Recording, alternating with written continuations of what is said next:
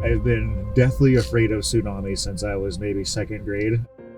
The biggest worry for us here, now that I have my own family, is that the tsunamis come at nighttime. You're happy just to walk away with your life. The climate crisis is primarily a water crisis. Water-related disasters have more than doubled over the last decade. Let's take action for humanity's lifeblood. For people like me who grew up here in the United States, it's very hard to relate to. I spent my life only a few steps away from a clean drink of water, whether it was my kitchen sink or my bathroom sink. The heat wave is sending more people to ERs in the valley. Does anybody need water? Here, of course, in our desert city, we've never had the luxury of taking water for granted. And I think in the future, other cities will lose that luxury.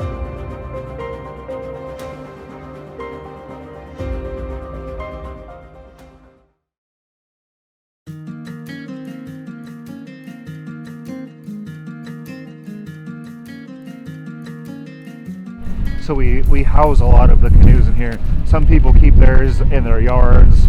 They keep them inside of their own little personal garages.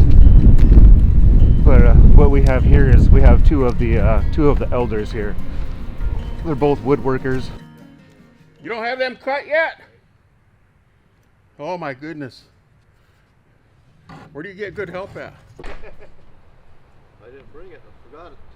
This is made out of one tree that was over 1,000 years old. If there was a gold 13,000 years ago when we were here, this is a Native American gold. We had a couple of elders on that first street there that were actually trapped in their home, and we had to send a boat in, to get them out, get them warm, feed them, so on and so forth, and house them for a week. When the floodwaters came in here last year, they were just about a half of a block away from me. So I was really close to the point of having to move too, but I didn't. I don't know. It's a tough call to want to move away from this. So we're all people of the water here. This water's been feeding our people and keeping us alive for, the last 13,000 years. We've always been here. I've been through 4 tsunami evacuations here inside of the village since I was a young boy. We have these tsunami sirens that we're really fortunate to have, but they say that they're good for about 10 to 15 minutes of evacuation time. That means no belongings, no pictures. You kind of just walk away and you're happy just to walk away with your life. Relocation came about because of the threat of the rising tide. When your front street here starts to flood, it causes you to realize, our people are not safe. And when our seawalls start to breach, which is what's been happening, and FEMA and other organizations, you have to be in crisis mode for them to come out and fix something. Well, you don't want to get to that mode. Traditionally, our people have always made our villages along the river here, or along the ocean, and that's because all of our food stuff is from right there. So it's so much easier to roll out of the bed and go out the house to jump in your canoe and you're already at the fishing ground. We should not shy away from looking at ancient wisdom and knowledge to integrate that into technical knowledge that we have to locate and relocate people and infrastructure, because very often you can find from ancient ways of how people settled, how they lived, where they lived, good hints on where it makes sense to live. We know this land best because of our ties here. And we've lived this way for thousands of years. Getting folks to think outside of that, it's been a process. We've had to really educate on why this is important. We're not trying to take anything away from our traditional way of life. We still want you to fish. We still want you to do those things. You just might have to drive down the hill to do it. I always tell people that the Quinault's been fishing since we could walk, since the beginning of time.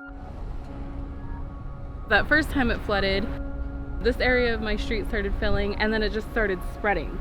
like just really slowly out and over the field and over to the government buildings over there and back connecting to the mouth of the river. But the second time it flooded, it looked like this. Like it was a beautiful blue sky, clear day, the sun was out, and we just had the king tides coupled with that wind, and it was enough to give it the power to come over. A lot of children come back here. Oh, it keeps shifting. Every time I post it, they're always super jealous of all my posts until that 1 week comes in winter when everything floods again.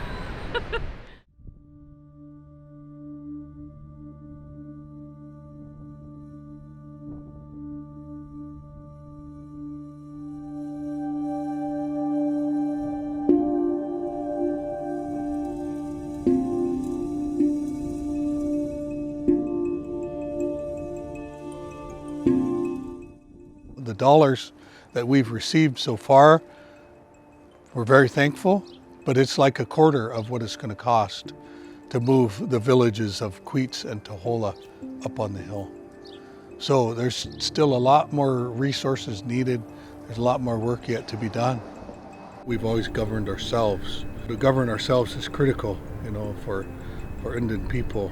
Our world is changing, and we see that and we know that. So, we're trying to adapt our management style. We have to do that, not just for us, but for our grandkids and their grandkids and 7 generations down the road. If we don't do that, then there won't be no fish here. There won't be no trees here. As we go farther down the road here, we finally just opened up phase 1 of our relocation stages. About 20 years ago, the relocation of our medical facility was the first to move out of the tsunami zone. A project like this is a little bit overwhelming. We were fortunate enough to be able to get our own $10 million into this infrastructure, and we recently received $25 million from the Biden administration. Our housing department will be moving through here next, and the finished product will be 59 residential lots. The climate crisis is primarily a water crisis. I think best reflected or expressed in 2 things. If you look at the sea level rise, it's sweet water melting from the glaciers, from the Antarctic ice shield, Greenland, and it's also a thermal expansion of water. And also the other good example is the different distribution of rainfall that we will have in the future. We are starting to see that. We have longer dry spells. Related to that, we have more fires. So all our environment changes if the rainfall changes, because the rainfall is that moisture in our ecosystems, in the soils, that A, lets our plants grow, but B, also protects us from extreme heat and dryness and those factors. No rain here in the valley, just dealing with the heat, but we've got excessive heat warnings through next Tuesday. And even in the high country, it's going to be well above average. We've got a heat advisory Friday through Sunday. And this is where it gets kind of crazy here. 118 degrees with lows in the 90s. It's going to get hot.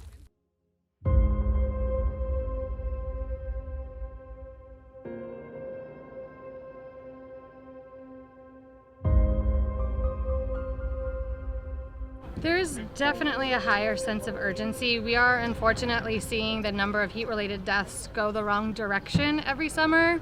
For me, if I could just get that number to stop, that would be a win. And then obviously if we can start decreasing it, then that's really what we want to see. But it's more than what I'm doing. It's more than the planting trees and all of that. We need to find housing. We need to find shelter. We need to meet people where they're at and provide resources to them so that they are not at the high risk of heat-related incident. What we're telling people as we're out here is if you start getting dizzy, if you start feeling faint, it's actually if your heart rate starts to go down and you're just really starting to lose ability to make decisions, you need to get inside. It's about knowing those couple of triggers, letting them know that the libraries and churches act as cooling centers and respite centers for them to get inside and to drink some water, because it gets dangerous really fast. Does anybody need water? Absolutely shocking is a good word for it. We are headed into Arizona heat season, so we know what's coming, and these people are exposed and out in the heat all day long, and it's going to hit 120. There's unfortunately been a governance gap for heat. Residents know who to go to pick up their trash. They know who to call if there's a fire in their neighborhood. They know who to go if they're having problems with the public infrastructure, the public works. But what if you feel like your neighborhood is too hot? What if you're concerned about the number of people who are getting sick or dying from heat? Who's the problem owner? We're really proud here in the city of Phoenix to have the first publicly funded local government office focused on extreme heat. There's no one here in Phoenix for whom heat isn't some sort of inconvenience. Maybe the seatbelt buckle is too hot. Maybe we pay a little bit more than we'd like on our air conditioning bills. But for some people, heat's an inconvenience. I would absolutely characterize the situation for a portion of the population as an emergency. People are going to the hospital. People are dying. People are calling 911 because of their experience with heat. Unfortunately, we've seen rising public health impacts from heat here in our region. Last summer, we just set another record of heat-associated deaths. 425 people died prematurely because of heat in our county. People experiencing homelessness have approximately a 300 to 400 times higher rate of heat-associated death than the rest of the population. So the best investments we can make to move the needle there are in affordable housing, in shelter. We think that the heat risks in the community are held by a relatively small segment of the population, which is good news, in that it means we can be very focused. I think what we can do is provide guidance, direction, energy, and evaluation to ensure that we remain focused on this really important challenge. I think the water situation, whether it's a function of having too much water in some places or too little water in other places, is absolutely the result of climate change. After World War II, when the advent of air conditioning came into play, we really became a destination for people to relocate and move their businesses and move their lifestyles and come to the desert. The problem then we encountered post-World War II was we still had very healthy agriculture going on locally, and then we had a growing, burgeoning population that really started to move in. And people gradually change their behavior in terms of how they think about water and how they use water. And so we've seen that as a tangible result in that we've seen demand for water in the Phoenix metro area go down about 30% in the last 30 years, and that trend continues to go downward. Phoenix was actually very carefully chosen by ancient Native Americans who first came here and established a really impressive and extensive agricultural civilization. And in fact, what they figured out is that they could divert the flows of the Salt and Verde rivers into an intricate system of canals that we still use to this day. Ancient people understood this. They understood that you live where the water flows to, not necessarily where the water comes from. Our water originates as snowpack high up in the mountains. Living downstream actually affords you more drought resiliency because you have the benefit of a larger watershed.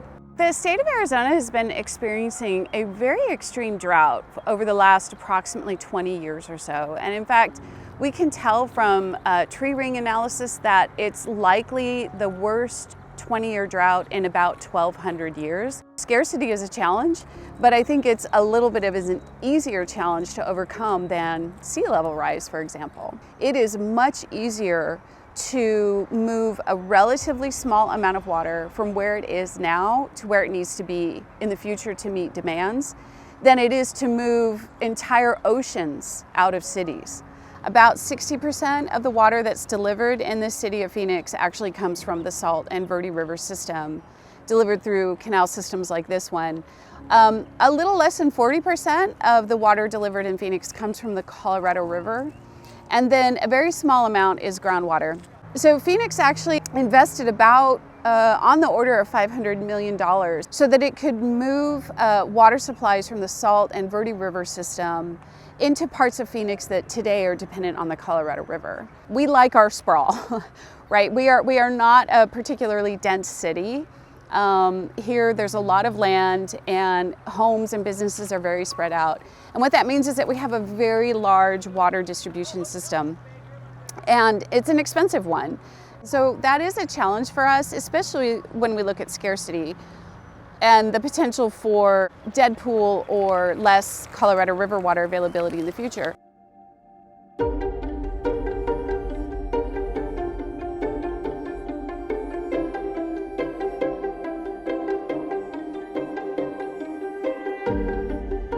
We have a lot of options to react to droughts or to preempt impacts of droughts, but those can only normally be leveraged if we work together across different sectors and across different disciplines, science disciplines, and also across borders.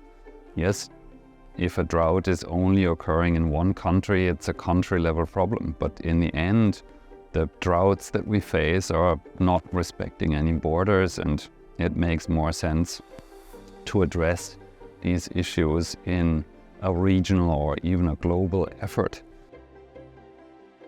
My hope is that we're able to move our villages up on the hill, ensure that future generations are safe, also ensure that our way of life is maintained.